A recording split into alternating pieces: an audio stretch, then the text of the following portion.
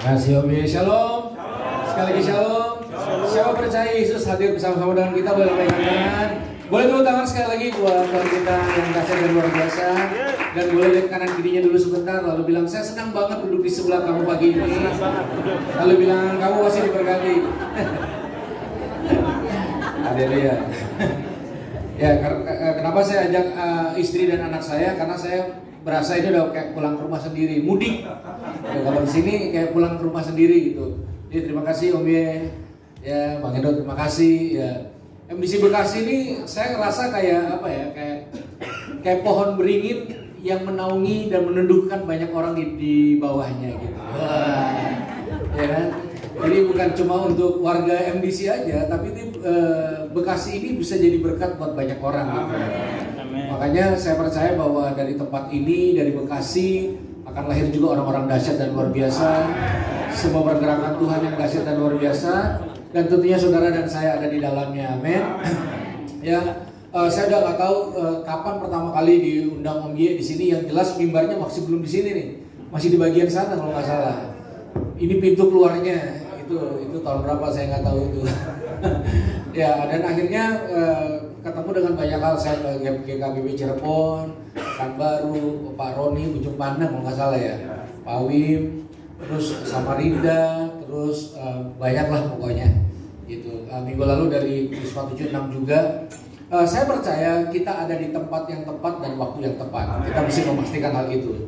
Amin saudara. Lalu hari ini kita sedang bersama dengan orang-orang yang tepat. Makanya tempatnya harus tepat dan waktunya juga harus tepat. Amin. Ya, untuk apa? Pada akhirnya kita melakukan hal-hal yang tepat bagi kemuliaan nama Tuhan. Amin saudara. Dan saudara mesti bersyukur ada di tempat ini. Siapa yang bersyukur ada di tempat ini? Amin. Ya. Karena saudara bukan hanya duduk di tempat ini, tapi saudara juga dituntun dengan tuntunan-tuntunan yang saya percaya datang dari Tuhan. Saudara, tuntunan itu menentukan. Karena Alkitab berkata ada banyak jalan yang disangka lurus, ternyata ujungnya maut. Itu fungsinya tuntunan. Supaya kita bisa memilih jalan tanpa tahu apa yang ada di belakangnya, sehingga tuntunan itu yang menolong kita dan menentukan kita. Saya berdoa ajarkan sampai anak cucu kita bagaimana senantiasa hidup untuk terus sesuai dengan tuntunan dan kehendak Tuhan yang sempurna. Amin.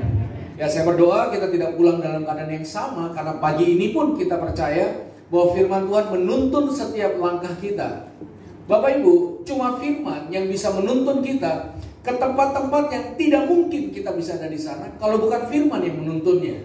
Jadi tempat itu hanya bisa dikunjungi, dicapai lewat firman yang menuntun setiap langkah kita.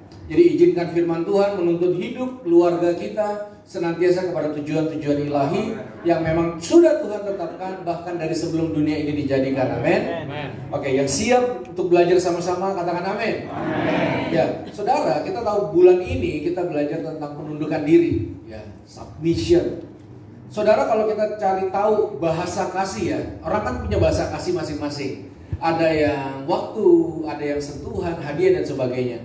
Bahasa kasihnya Tuhan itu ketaatan. Gak ada yang bisa bantai. Jadi cinta kepada Tuhan dan ketaatan itu harus berjalan bersamaan dan seiringan. Kita gak bisa cinta tanpa taat sama Tuhan. Bukti kita cinta adalah indikasinya adalah taat. Amin, saudara. Ya, waktu kita mengejar ketaatan, kita sedang membangun cinta di hadapan Tuhan. Nah, makanya ketaatan itu kita perlu Tuhan untuk juga bisa taat di dalam kehendak dan rencananya. Pada dasarnya kita sulit taat kalau bukan anugerah Tuhan yang menyertai setiap kita.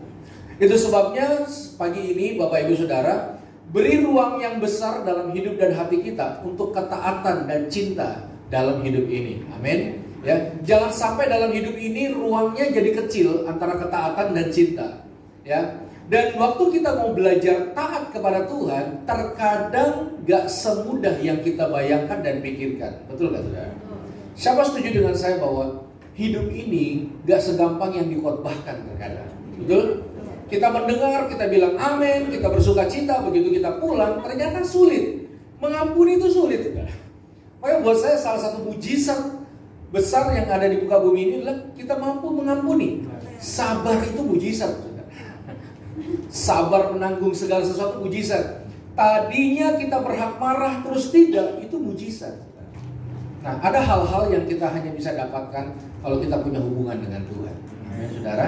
Nah, itu sebabnya terkadang dalam iring Tuhan, kegagalan bisa terjadi dalam setiap ketaatan. Makanya kadang-kadang orang tuh sulit taat kalau dia lagi ngerasa apa, Bapak Ibu? Lagi ngerasa tidak layak. Begitu saudara jatuh dalam dosa, begitu saudara jauh dari Tuhan, maka akan ada satu perasaan yang muncul, namanya perasaan tidak layak. Nah, perasaan tidak layak itu yang sulit sekali membuat orang taat sama Tuhan. Dia lagi ngerasa gak layak, rasa tertuduh. Saudara pernah gak dalam hidup ini saudara lagi ada sebuah kesalahan, mata melihat aja tanpa omongan, kita udah rasa tertuduh. Aduh. Seperti mata berbicara. Nah, jangan biarkan rasa, ini namanya juga rasa ya, rasa tidak layak menghalangi kita untuk bisa taat sama Tuhan. Makanya kalau saya kasih sebuah subtema pada pagi hari ini, saudara, kita tetap harus bisa taat sekalipun ada perasaan tidak layak. Subtema saya adalah ruang gagal. Saudara, terkadang kegagalan terjadi dalam ketaatan. Waktu Tuhan bentuk manusia, ingat hari keberapa Bapak Ibu Saudara? Hari ke-6. Pastilah Tuhan membentuk kita dengan cinta dan rencana yang indah luar biasa. Setuju saudara? Pastilah Tuhan juga berharap manusia yang dia bentuk itu taat sama dia. Itu udah pasti. Pasti Tuhan mau kita itu taat. Nah, saudara bayangkan, belum sampai kejadian 10, manusia sudah gagal. Belum sampai kejadian 10, baru kejadian 3, manusia itu udah nggak taat sama Tuhan. Waktu Adam dan Hawa makan buah yang dilarang, betul saudara? Nah, saya penasaran waktu manusia jatuh dalam dosa, bagaimana reaksi Tuhan sama kegagalan dalam hidup seseorang. Makanya ruang gagal itu penting. Waktu kita tidak bisa mengatasi ruang gagal, maka yang menuntun hidup kita adalah rasa tidak layak dan rasa bersalah. Dan rasa bersalah yang tidak diatasi akan membuat kita makin jauh dari Tuhan. Nih, saudara setuju gak dengan saya kalau saya bilang gini? Kalau kita expert sesuatu, kalau kita ahli sesuatu, lalu ada yang berjalan tidak seperti seharusnya, biasanya ada perasaan yang muncul, perasaan terganggu. Contoh, ya, misalnya John ini punya selera sama makanan Makassar tinggi, ya, dia tuh expert sama makanan. Kalau ada hal-hal yang tidak pas dari makanan yang dia coba, pasti dia terganggu. Ini kurang jeruk nih, ini kurang garam nih. Buat yang tidak expert, enak-enak aja. Betul gak? Saudara yang jago masak, jago bikin kue, percaya saya saudara, begitu saudara makan di satu tempat, kuenya gak cocok, makanannya gak cocok, saudara dalam hati mungkin akan komplain, ini gak kayak gini harusnya.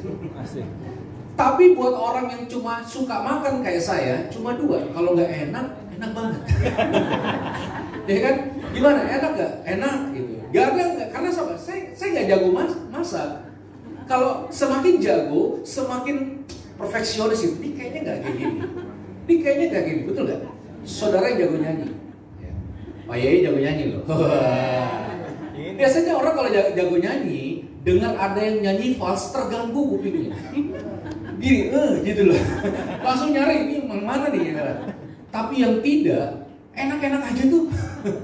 Betul gak? Indah-indah aja. Gimana tadi? Merdu. Kenapa? Karena kita gak expert. Saudara yang jago musik, ada pemain musik salah, saudara langsung nengok pasti. Tapi yang tidak, enak-enak aja. Saudara yang jago multimedia, begitu ada yang salah, saudara nengok ke belakang. Karena saudara expert. Tapi kalau enggak ada. Nah, saudara, Yesus Tuhan itu sangat expert sama manusia. Dia sangat expert sama kita. Nah, bayangkan kalau kita gagal, betapa terganggunya dia. Betul gak? Ibarat hidup kita ini suara, kalau fals, betapa terganggunya Tuhan. Nah, saya terkadang ingin melihat Tuhan tuh seterganggu apa sih dengan kegagalan kita. Tapi saya kaget waktu saya lihat realita firman Tuhan. Ketika Adam dan Hawa jatuh dalam dosa, apa yang Tuhan lakukan? Tuhan cari mereka. Adam, di manakah kau berada? Adam dan Hawa main tak umpet sama Tuhan. Ya percuma ya, main umpet-umpetan sama Tuhan pasti ketemu. Gitu. Tapi Tuhan mencari. Lalu Tuhan apa? Tuhan mempersiapkan rencana penembusan yang indah supaya manusia ini tidak lagi hidup dalam kegagalan, tetapi hidup dalam sebuah kelayakan lewat penebusan Kristus satu saat nanti.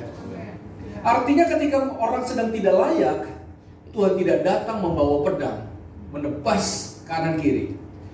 Dia mendorong dengan cinta, sekalipun Adam dan Hawa jatuh dalam dosa. Tuhan berikan pakaian, lalu Tuhan dorong mereka untuk taat. Itu indah dan luar biasanya Tuhan kita. Yang setuju katakan amin. Itu sebabnya saudara, dalam perjalanan hidup ini kadang ada orang yang gagal di depan mata kita, kadang kita juga gagal. Kalau kita mau jujur, satu pertanyaan sederhana pagi hari ini. Siapa di ruangan ini yang 3 hari terakhir tidak buat dosa? Boleh angkat tangan? Berat ya. 2 hari. Dalam 2 hari terakhir tidak buat dosa sama sekali. Yang sadar maupun tidak sadar gitu. Kalau ada kita foto sama-sama. Pasti luar biasa. Nah, saudara tahu betapa sulitnya hidup tanpa dosa 1 hari, betul nggak? Nah, bayangkan kalau kita punya perasaan tidak sama-sama Tuhan ketika melihat kegagalan, ketika melihat ketidaklayakan, atau ketika kita gagal. Nah, makanya penting sekali berjalan sama Tuhan, tahu persis bagaimana hati Tuhan terhadap sebuah kegagalan dalam hidup. Bapak Ibu, ini bukan kompromi. Dosa adalah dosa, titik. Tidak bisa ditawar-tawar. Yang setuju katakan amin. Cuma perasaan akibat dosa itu yang Yesus tebus, supaya kita tidak lagi berjalan dengan perasaan tidak layak, lalu kita tidak mau taat. Nah, makanya ada orang yang keenakan karena rasa tidak perlu taat. Nah, saudara, kalau saudara tahu cerita tentang seseorang yang disembuhkan di kolam Bethesda, itu kan sudah lama. Waktu saya dapat pengalaman perjalanan tur ke Israel, baru saya tahu ada sebuah cerita menarik di kolam Bethesda itu. Kenapa ada satu orang yang lama sekali tidak disembuhkan, tidak mengalami kesembuhan? Bukan karena dia tidak punya orang yang nolong dia aja, tapi ada orang-orang yang begini, enak juga jadi orang sakit ya, diperhatiin, dibantu. Kalau dia sembuh, nggak ada lagi bantuan, nggak ada lagi sedekah. Lihat, Tuhan rubah. Jangan sampai perasaan tidak layak pada akhirnya membuat kita tidak mau taat. Maka Tuhan tolong kita. Ketika gagal, keluarlah dari ruang gagal. Amin. Ketika gagal, saudara, taatlah sekalipun kita lagi gagal. Itu pesan. Tetap taat, saudara. Oke, mari kita lihat satu bagian firman Tuhan, Bapak Ibu Saudara. Buka dengan saya Yohanes 8 ayat pertama sampai ayat yang ke-6. Yohanes 8 ayat yang pertama sampai ayat yang ke-6. Oke, kita lihat bagaimana perasaan tidak layak tidak boleh menghalangi kita taat sama Tuhan. Demikianlah firman Tuhan. Saya akan bacakan buat Bapak Ibu Saudara, Yohanes 8 ayat pertama sampai ayat yang ke-6. Tetapi Yesus pergi ke Bukit Zaitun. Pagi-pagi benar ia berada lagi di bait Allah dan seluruh rakyat datang kepadanya. Ia duduk dan mengajar mereka. Jadi pagi-pagi Yesus berkumpul dengan banyak orang untuk proses belajar mengajar. Saudara dengar baik, 2023 izinkan pemuritan terjadi dalam hidup kita. Amen. Hormatilah proses belajar dengan Tuhan. Jangan cuma datang dengar khotbah, belajar. Karena belajar itu menentukan banyak hal. Yes. Pengajaran itu menentukan. Dan saudara perlu bersyukur, saudara tahu ya, untuk khotbah hari Minggu itu gereja MBC mempersiapkan dengan begitu indah dan luar biasa, menghormati pengajaran. Makanya rugi banget kalau orang anggap lalu gitu aja, ya cuma tema lagi, bulan depan tema lagi. Enggak. Di dalam setiap tema ada proses belajar mengajar, dan itu sebenarnya Yesus mau lakukan. Jadi pagi-pagi benar Yesus mengumpulkan banyak orang untuk proses belajar mengajar. Yesus sang hikmat, guru, dan orang-orang datang belajar. Jadi saudara, saya berdoa kita semua harus suka belajar. Amin. Amin. Nah, lalu kita lihat selanjutnya. Maka ahli-ahli Taurat, orang-orang Farisi, membawa kepadanya seorang perempuan yang kedapatan berbuat zina. Mereka menempatkan perempuan itu di tengah-tengah, lalu berkata kepada Yesus, "Rabi, perempuan ini tertangkap basah ketika ia sedang berbuat zina." Oke, lihat dulu ke depan. Saudara, ternyata ada orang-orang yang tidak suka proses belajar mengajar. Dia nggak suka belajar. Kenapa? Punya agenda lain. Nah, ini bahayanya kalau kita nggak suka belajar. Maka dia akan punya agenda lain. Apa agendanya orang-orang Farisi, saudara? Mencari kesalahan orang lain. Nah, itu dia. Jadi, dia tidak tertarik kenal Tuhan. Dia tidak tertarik cinta Tuhan. Tapi dia lebih tertarik dengan kesalahan orang lain. Saudara, saya punya kabar baik. Saudara siap mendengar kabar baik? Amen. Kabar baiknya gini. Kalau saudara sibuk mencari kesalahan orang lain, pasti ketemu. Pasti ketemu. Kalau saudara sibuk mencari kesalahan Om Yeye, pasti ketemu. Kalau saudara sibuk mencari kesalahan orang kanan kiri saudara, pasti ketemu. Saudara tidak butuh waktu lama untuk mencari kesalahan saya dan orang-orang yang ada di sekitar kita. Tapi masa iya ikut Tuhan kerjaannya hanya itu? Betul gak? Tapi saudara gini, kenapa orang lakukan gitu? Kadang ada kebanggaan dan rasa yang terpenuhi. Betapa saya lebih baik dari dia, betapa saya lebih rajin dari dia, betapa saya lebih beriman dari dia. Makanya beriman dong, rajin kayak saya. Sombong. Iya, sombong. Makanya sedih banget kalau banyak orang lebih gampang melihat kesalahan orang lain dibanding kebaikan orang lain. Nih Bapak Ibu, saya ngomong apa adanya boleh. Terkadang kita mengasihi sejauh keberhasilan orang, betul gak? Saudara, yang buat orang takut iring Tuhan adalah apa? 20 tahun bangun hal indah bagi Tuhan, satu hari kesalahan hilang semua. Betul gak? Betul gak? Kita kadang sulit untuk beradaptasi dengan perasaan-perasaan tidak layak yang ada dalam hati orang lain, termasuk diri kita. Makanya biasanya ketika seseorang melakukan kesalahan, tutup mulut, kunci buang jauh-jauh, kubur sampai mati. Makanya saya kurang setuju dengan statement ini. Keterbukaan adalah awal dari pemulihan. Buat saya, penerimaan dan pengampunan itu awal dari pemulihan. Kenapa? Karena keterbukaan tanpa penerimaan itu artinya gini. Keterbukaan adalah awal dari ketahuan. Benar gak? Ya kan? Keterbukaan tanpa penerimaan, interogasi namanya. Saudara tahu betapa sulitnya ketika kita gagal, kita jujur di dalam komunitas rohani. Betul gak? Iya. Kenapa? Karena perasaan tidak layak itu. Makanya terkadang orang lelah datang dengan topeng. Ada sukacita, ada. Semua baik-baik aja, baik, tato hilang, deng. Nah, makanya penting sekali di area ini. Nah, ini menarik sekali sudah. Ketika proses belajar mengajar, tiba-tiba belajar mengajarnya terganggu. Lalu Yesus masuk dalam satu kurikulum yang sangat penting.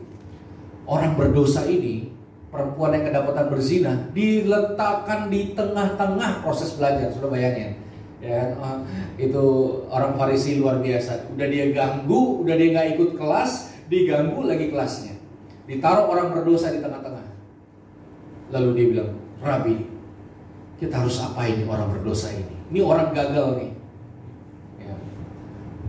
Alkitab mencatat saudara, Musa mengajarkan rajam dengan batu, rajam dengan batu.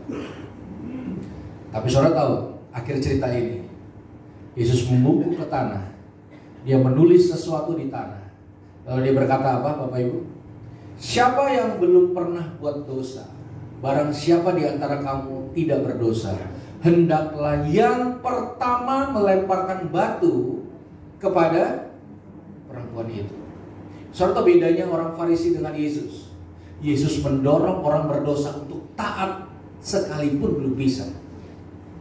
Orang Farisi, salibkan dia, sikat dia, rajam dia, singkirkan dia, buang dia jauh-jauh. Nah, saudara bayangkan, kalau kita tidak memahami kebenaran secara utuh, maka perasaan itu akan membunuh kita. Kita akan sulit menerima orang di kanan kiri kita ketika mereka gagal. ketika mereka gagal. Kita akan sulit menerima anak-anak kita kalau gagal. Kita akan sulit menerima orang-orang di kantor kita, tetangga kita ketika gagal. Siapa yang gak pernah gagal? Siapa yang gak pernah melakukan sebuah kesalahan? Makanya kita perlu Yesus, Tuhan, untuk itu. Maka saya berdoa, siapapun yang datang ke rumah Tuhan, siapapun yang datang di gereja, siapapun yang datang di MBC ini, kita menang terhadap perasaan tidak layak itu. Maka saudara tahu, pelayanan yang paling penting hari-hari ini apa? Asyir. Tepuk tangan buat Asyir. Ada Asyir di sini. Kenapa? Karena sebelum saudara masuk ke ruangan ini dengar khotbah puji Tuhan, akan ada orang selalu di depan yang bilang, Shalom, kamu tidak ditolak, kamu diterima di sini. Selamat datang di rumah Tuhan. Betul? Betul gak? Artinya apa? Asyir memastikan orang yang masuk tidak punya perasaan tertolak dan tidak layak. Saudara mau dalam kondisi apapun, saudara akan ketemu Asyir di depan yang berkata, Shalom, selamat pagi, selamat datang di rumah Tuhan. Betul? Makanya gini, saudara tahu, kita kan murid. Amin. Salah satu hal yang penting dipahami seorang murid adalah gini, bukan proses belajar mengajarnya aja. Ketika saudara masuk, katakanlah ke sekolah atau kampus, saya suka dengan kalimat ini, penerimaan murid baru. Jadi kalau saudara mau belajar, saudara harus tahu saudara diterima. Saudara diterima. Dosa tetap harus kita urus, tapi saudara diterima. Nah, kita juga harus belajar menerima. Amin. Jadi seorang guru sebelum dia ngajar banyak hal, Matius, Markus, Lukas, Kejadian, Wahyu, mesti belajar nerima dulu apa adanya. Supaya apa? Supaya dalam proses belajar mengajar, perasaan tidak layak itu terselesaikan. Seperti Yesus menyelesaikan perasaan itu kepada wanita yang kedapatan berzina. Lagi pula kan saudara, kalau kita mau jujur ya cerita ini, kalau orang berzina kan laki-laki dengan perempuan, betul ya? Kenapa perempuannya aja yang dibawa pada Yesus? Kemana laki-laki pengejutnya itu? Gak tertulis dalam Alkitab. Ya mungkin kabur atau lari, nggak tahu kemana, atau menjadi salah satu yang membawa wanita ini justru kepada Yesus. Makanya waktu saya ini saudara, hati-hati. Nah itu sebabnya gini Bapak Ibu.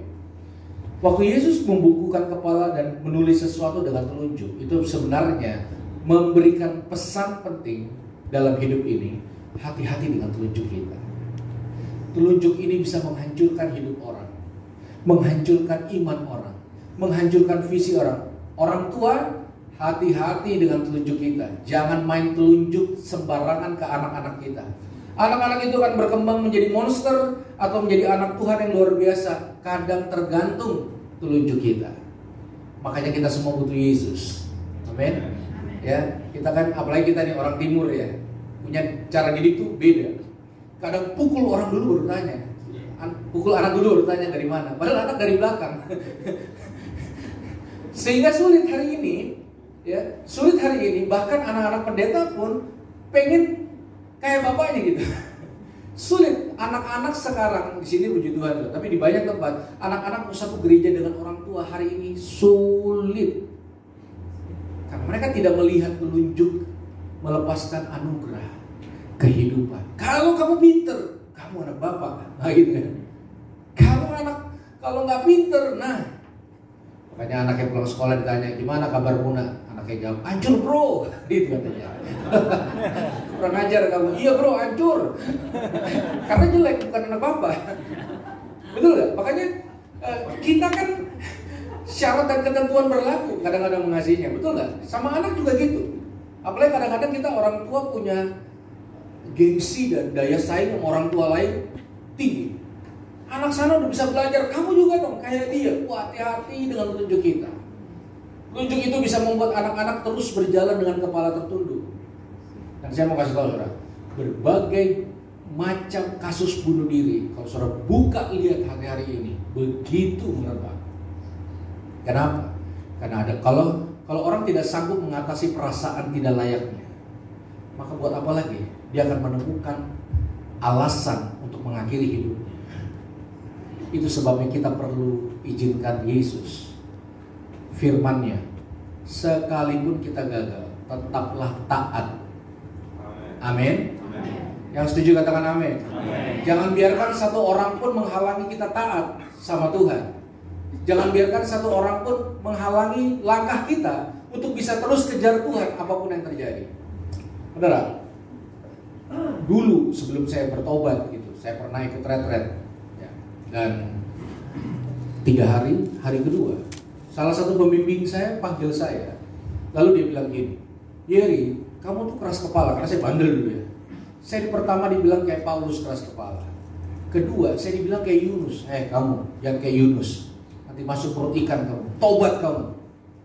Nah, saya tidak tahu 2 tokoh itu. Saya nyengir Bapak Ibu. Tapi tokoh yang ketiga yang dibilang ke saya, itu saya tahu. Yudas Iskariot. Dasar pengkhianat kamu. Pulang kamu, saya dipulangin. Jadi saudara kan, saya yakin di ruangan ini belum pernah saudara ikut acara rohani, lalu panitia pulangin peserta. Belum pernah kan? Saya pernah, saya yang dipulangin. Diteleponin taksi saya dipulangin. Berarti apa? Mereka udah gak percaya bahwa yang namanya Yeri ini bisa pulih sampai dipulangin. Jadi saudara, tokoh yang menginspirasi saya dulu sebelum bertobat adalah Yudas Iskariot. Karena itulah yang ditempatkan ke saya. Makanya ketika saya kenal Tuhan, yang saya banyak belajar adalah tokoh ini, Yudas Iskariot. Yang saudara tahu bahwa, coba saya sebut nama Yudas Iskariot, apa yang muncul di benak kita? Adakah ya bisa yang memunculkan hal-hal yang banyak positifnya? Gak ada. Dari sekolah minggu kita udah kasih tahu, jangan mengkhianat, jangan mata duitan, jangan hati-hati dengan uang. Yudas itu jatuh karena uang. Pokoknya Yudas negatif ya, mau belajar hal buruk, dari Yudas. Nah, di akhir khotbah saya mau ajak saudara belajar sesuatu dari seorang tokoh yang bernama Yudas Iskariot. Amin. Jadi jangan distigma dulu ya, jangan distigma dulu. Kita sedang belajar soal ketaatan sekalipun kita punya rasa bersalah. Oke? Kita belajar, kita lihat apa yang terjadi di dalam kehidupan seorang yang bernama Yudas Iskariot. Matius 27 ayat 3 sampai ayat yang kelima.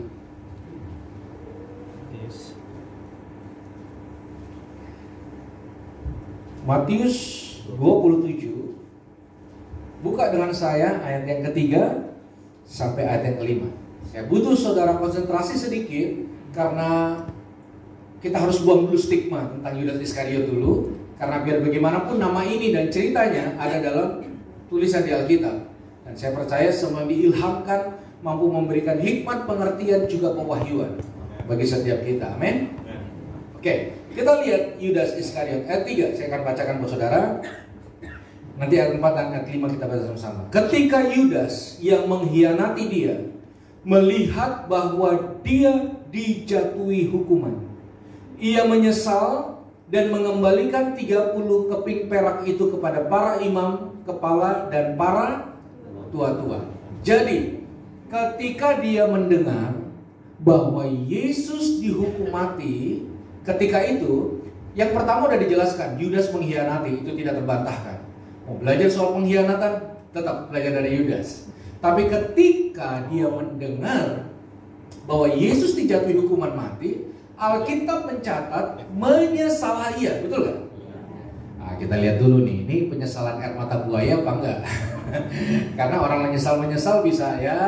Nah, bedanya apa penyesalan air mata buaya dan tidak? Biasanya kalau air mata buaya cuma nyesal doang. Habis itu apa? Buat lagi. Habis itu nyesal lagi, habis itu buat lagi. Yang menentukan adalah tindakan setelah penyesalan. Betul? Sama kayak anak yang bungsu kan, setelah nyesel di kandang babi, dia jalan ke rumah bapaknya. Nah, Yudas setelah dia menyesal, apa yang dia lakukan?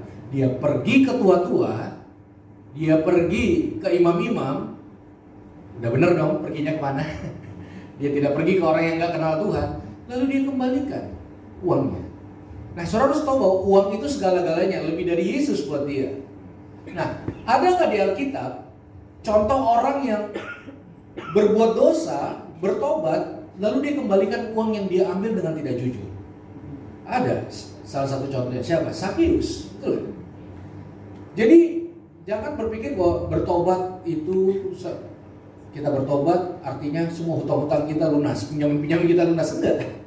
Tetap ada konsekuensinya. Dan Yudas setelah dia menyesal, dia ambil uang, dia ketemu tua-tua, dibalikin. Oke? Lalu apa yang dia katakan di ayat yang keempat? Kita baca sama-sama, saudara. 2, 3. Dan berkata,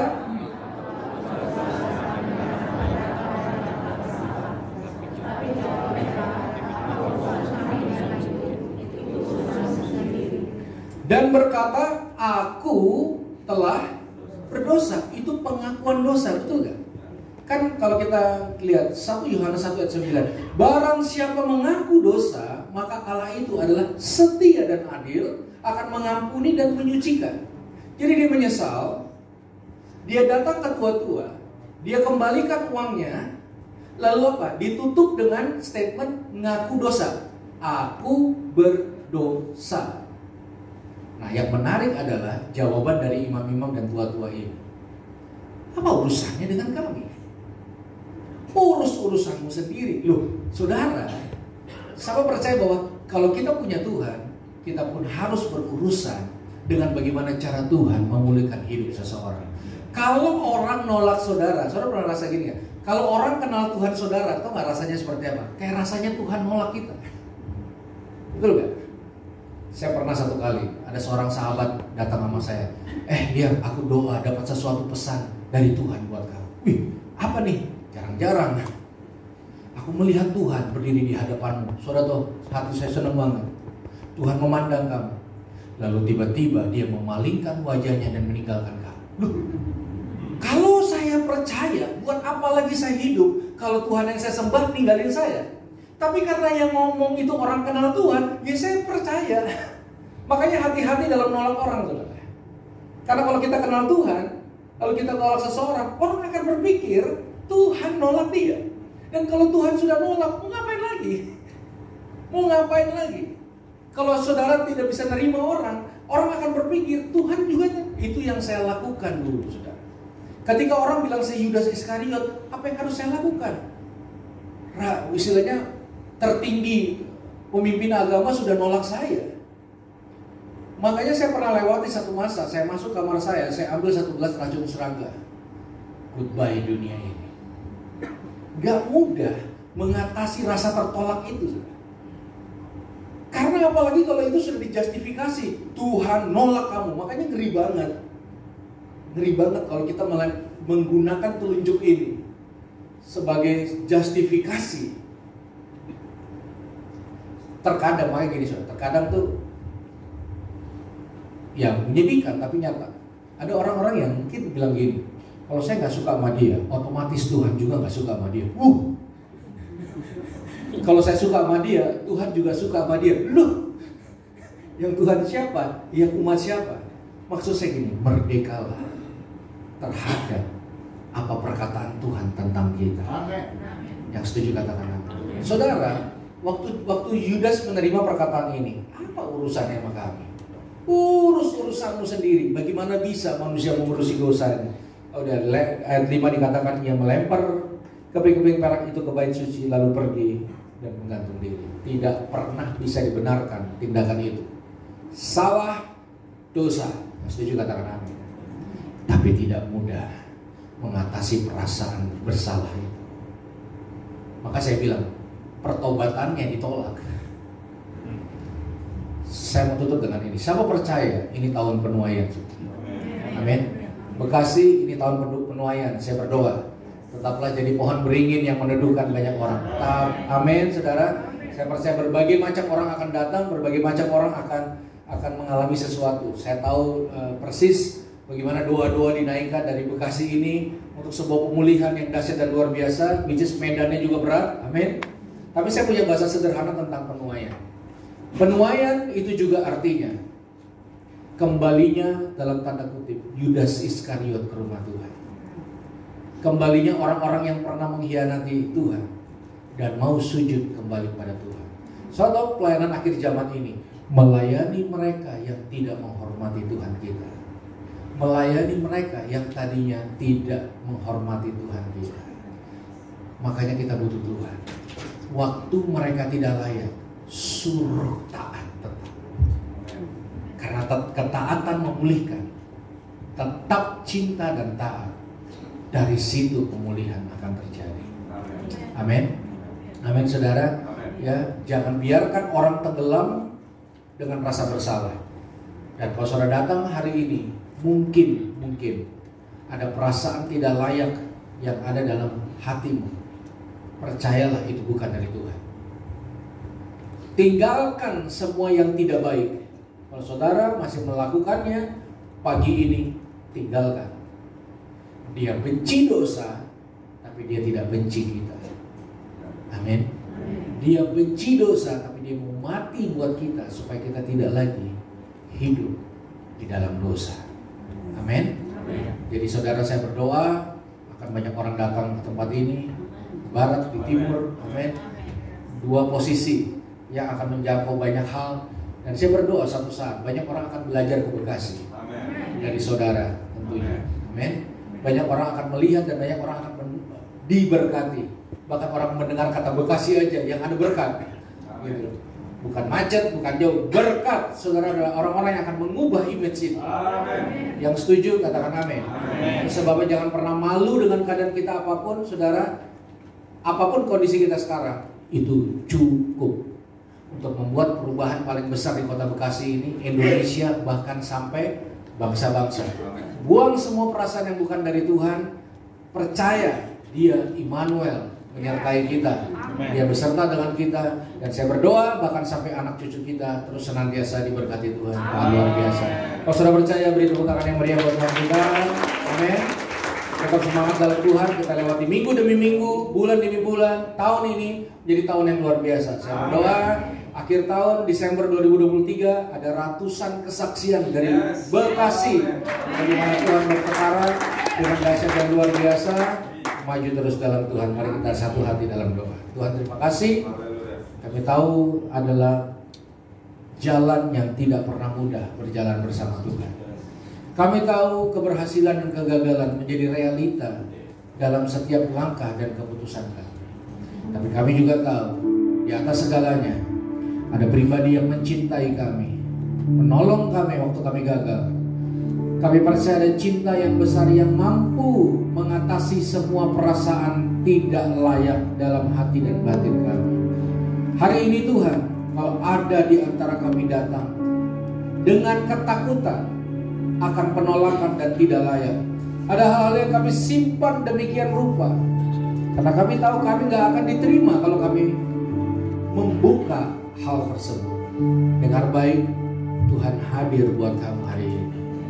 Dia melepaskan cinta dan kasih. Jangan takut akan penolakan manusia, karena penerimaan Tuhan dan pertobatanmu yang sungguh-sungguh akan memampukan kamu untuk bangkit kembali menjadi orang dahsyat dan luar biasa. Terima kasih Tuhan. Kami terus melangkah dan kami berdoa sampai suatu saat kami semua tutup mata, Tuhan panggil. Biarlah Kau dapati kami tetap setia, mencintai Tuhan, melayani Tuhan, dan mengasihi Tuhan sampai akhir hayat hidup kami. Kami serahkan hidup kami ke dalam tangan-Mu. Nama-Mu dipermuliakan. Dalam nama Yesus kami alaskan doa dan ucapan syukur. Dan mari kita yang bersyukur dan percaya bersama-sama kita katakan amin. Selamat hari Minggu. Amin.